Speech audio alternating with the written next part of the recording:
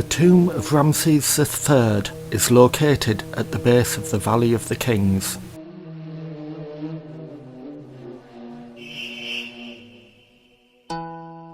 This tomb was originally started by Seknarcht, but was abandoned when it broke into another tomb, that of Amenmesse.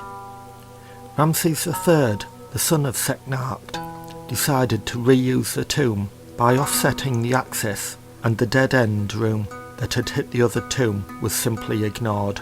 This tomb was... The first corridor contains 10 annexes, added in by Ramses III. This was very unusual for a tomb in this era. They were decorated with unique scenes of the king's treasury and royal armoury.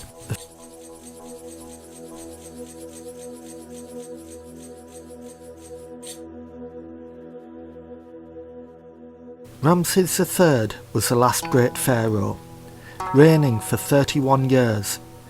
He defended his country against foreign invasion in 3 great wars, but ultimately this sapped the resources of his treasury, and in later years the lack of resources and corruption caused the first strike in history, when workers on the royal tombs had their monthly rations delayed.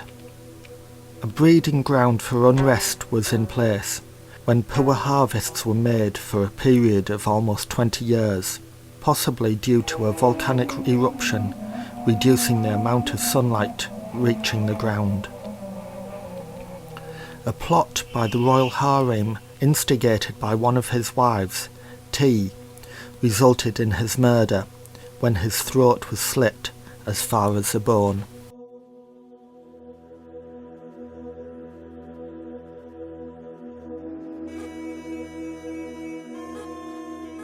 The perpetrators were brought to trial, which was fully recorded. As a result, 38 people were sentenced to death. Some of the condemned, such as Queen T and her son Pentaweret, were given the option of committing suicide. The tombs of both were subsequently robbed and their names erased to prevent them enjoying the afterlife.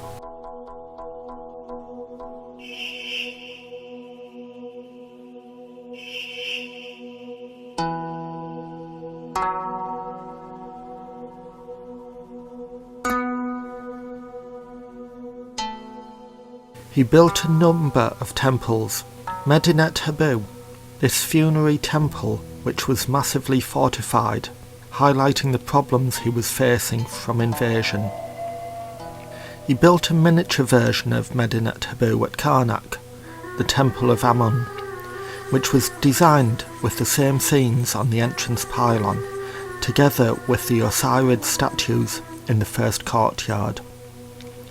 He also built the Temple of Khonsu at Karnak, in addition to work at other Egyptian centres, including Heliopolis, Memphis and Edfu.